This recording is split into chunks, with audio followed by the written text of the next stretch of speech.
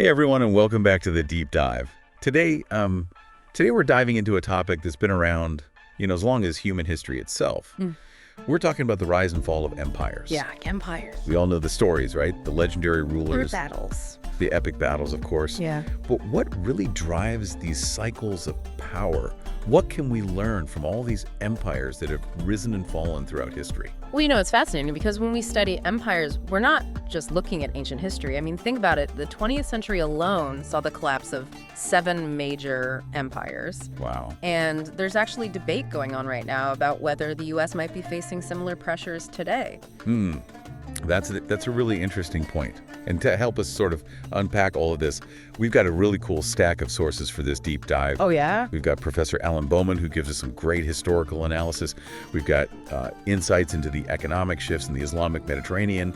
And we're even going to be diving into the Roman Empire with the help of that BBC docudrama, Ancient Rome, The Rise and Fall of an Empire. Ooh, I love that one. It's such a good one. And of course, we're also looking at some really thought-provoking articles on the fate of more modern empires. Yeah, because one of the things that strikes me right away is that empires don't all emerge for the same reasons. I mean, their origins are so diverse, and that often shapes their whole trajectory. That's so true. I mean, our sources highlight some really interesting contrasts. For example, you look at the Mongol and early Muslim empires. Their early expansion was largely fueled by, well, let's just say they weren't afraid to take what they wanted. Yeah, plunder was a huge motivating factor for them. It really was. But then you have empires like the Aztecs, the Chinese, and the Russians, whose growth was more about securing their borders.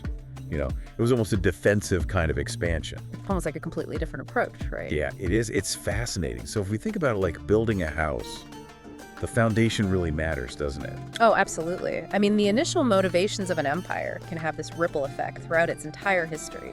Yeah, like it sets them on a certain path. That can be incredibly difficult to deviate from. You're absolutely right. And perhaps no empire illustrates this better than the Roman Empire, a civilization that went from a small city-state to dominating much of the known world. I mean, talk about a success story. Oh yeah, Rome. Gladiators, political intrigue, togas. It's the stuff of legends, right? Oh, absolutely. But today we're going beyond the Hollywood version. We're really digging into the historical realities of Rome's rise and fall. Okay, I like it. And that BBC docudrama is a fantastic resource for this because it balances historical accuracy with, really captivating storytelling. It really does.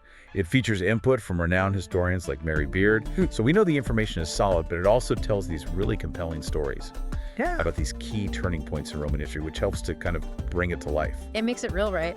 It does. And speaking of turning points, I'm thinking about specific episodes in the docudrama that really highlight the complex factors that contributed to Rome's eventual decline. Oh, yeah. Which ones are you thinking of? Well, I'm thinking about episodes like Caesar and Nero, Okay. Yeah. which explore the immense power of these individuals, but also the dangers of unchecked ambition and how internal conflict can cripple even the mightiest empire. Right. Those episodes perfectly demonstrate that leadership. Or perhaps the lack of it can really make or break an empire. And then there's Rebellion, which uses the Jewish revolt to examine the challenges of governing a vast and diverse empire. Yeah, that's a great one. It really reveals just how difficult it is to maintain control and unity across different cultures and religions. It makes you realize that empires are rarely homogeneous.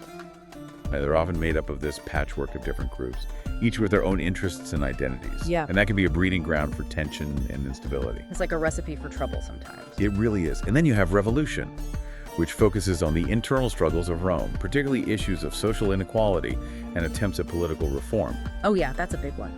The story of Tiberius Gracchus, his efforts to redistribute land to the poor and his assassination, is a stark reminder of how internal divisions can weaken an empire from within. Oh, it's a classic example of how ignoring social and economic issues can create a powder keg that's just waiting to explode. It's like a ticking time bomb. It is, and often it's these internal pressures that make empires vulnerable to external threats. Oh, absolutely. Which brings us to the final episode in the docudrama, The Fall of Rome. Now, while this episode focuses on the barbarian invasions, it goes beyond the simplistic narrative of Rome being overrun by hordes from the outside. Right. It delves into the factors that made Rome increasingly vulnerable to these external pressures, things like economic instability, political corruption, and a decline in military strength. So it's not just about barbarians at the gates, right? It's about the cracks that were already forming within the empire that made it susceptible to collapse. Exactly. It's like the empire was already weakened from the inside, and then these external forces just kind of delivered the final blow. Yeah, and the Roman example reinforces a key takeaway from our sources. The decline of empires is rarely caused by any single factor. You got it. It's usually a complex combination of internal strife, economic pressures, leadership failures, and external threats that all kind of chip away at an empire's foundations over time. It's like a perfect storm, where all these elements converge to create the conditions for collapse. Yeah, it's a recipe for disaster. And speaking of economic pressures... Yes. What are our sources? The Routledge Handbook of Archaeology and Globalization dives into the critical role trade played in the Islamic Mediterranean. It talks about how this region was a hub for trade routes connecting Europe, Asia, and Africa, and how this influx of goods led to economic growth and specialization. Yeah, it's a great example of how trade can be a powerful engine for an empire's expansion. But it also raises an important question, something we should always consider when looking at empires that thrived on trade. You mean, can that reliance on trade also become a vulnerability? Exactly. If an empire becomes too dependent on specific trade routes or resources, any disruption to those flows can have devastating consequences. Think about it like a house of cards. Remove just one card and the whole structure can come tumbling down. That's a great analogy, and it ties back perfectly to the Roman example. Remember the episode Revolution, which highlighted the growing economic gap between the rich and poor. That kind of inequality creates social unrest and instability, making an empire more susceptible to those external shocks. It's like a 1-2 punch. Internal problems weaken the empire from the inside, while external threats deliver the knockout blow. Exactly. And Professor Bowman actually touches on this in his analysis of the Roman Empire. He talks about how the state selling off land holdings to private owners while potentially generating revenue in the short term might have actually exacerbated the wealth gap and further destabilized the empire. So we're starting to see a pattern here. Economic inequality, social unrest, and vulnerability to external threats. These seem to be recurring themes in the decline of empires. They really do seem to go hand in hand. And that brings us to another crucial factor that Professor Bowman highlights: the loss of control over communication routes and how that weakened the Roman government's power. He uses the term military anarchy to describe this period. And it speaks to a broader issue that empires often face: overreach. Overreach. As empires expand, maintaining control and managing resources across vast territories becomes increasingly difficult. Oh yeah, absolutely. Communication breakdowns, logistical nightmares, rebellions on the fringes, it all becomes a lot harder to manage. So it's like stretching an elastic band too far. Eventually it snaps. You got it. And we see this pattern repeated throughout history. The article from History Today reminds us of the 7 empires that collapsed in the 20th century alone, including giants like the Soviet Union and the British Empire. Wow. And it connects these collapses to the modern phenomenon of globalization. It's really interesting, right? Because globalization, with its rapid flow of information, ideas, and cultural influences, can challenge traditional power structures and potentially contribute to the destabilization of empires. So you mean because globalization's kind of like empires are trying to maintain their grip on a world that's constantly shifting beneath their feet. Exactly. And that raises a very important question, especially in light of what we're seeing in the world today. Could similar internal and external pressures threaten the United States as a global power? The article from the U.S. Army War College seems to suggest that it's a possibility.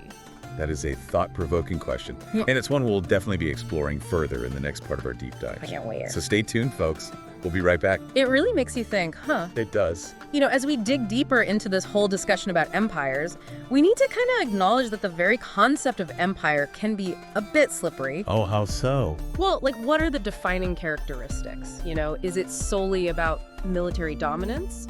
Or do economic and cultural influence also play a role? That's a great point. It seems like empires throughout history have wielded power in a variety of ways.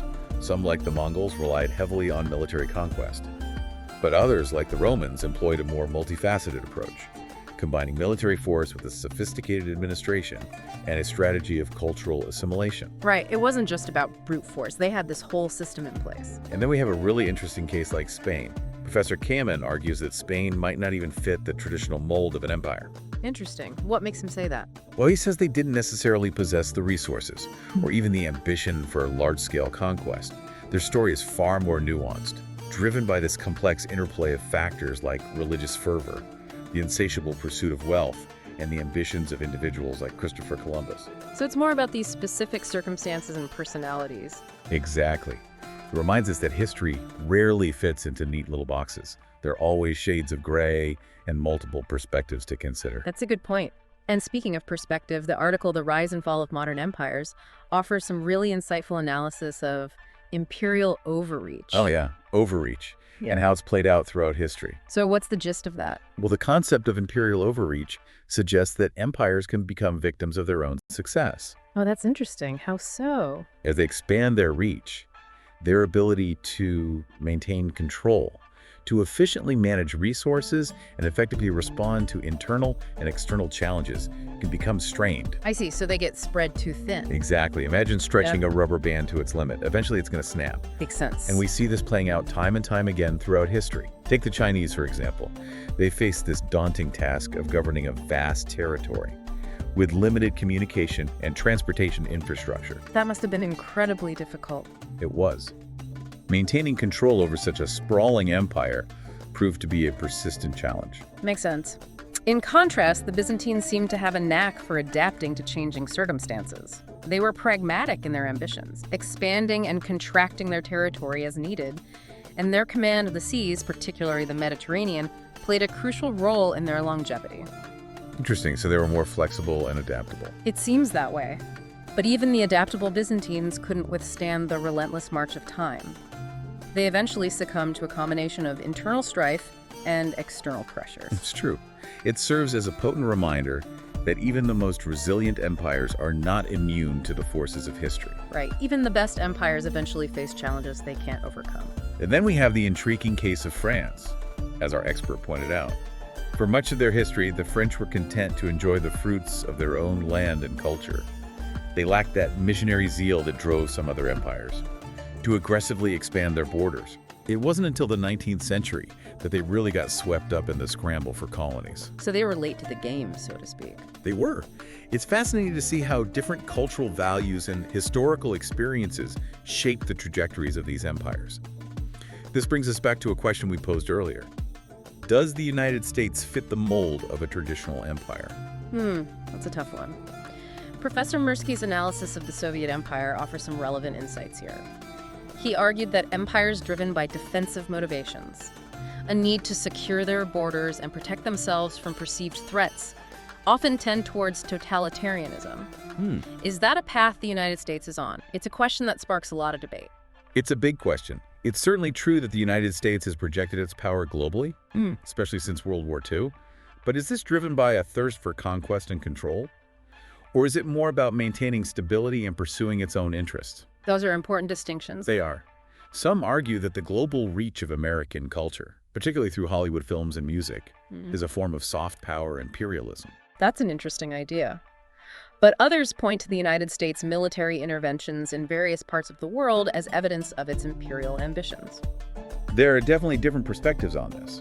However, as several panelists pointed out, the United States lacks many of the defining characteristics of traditional empires. Such as?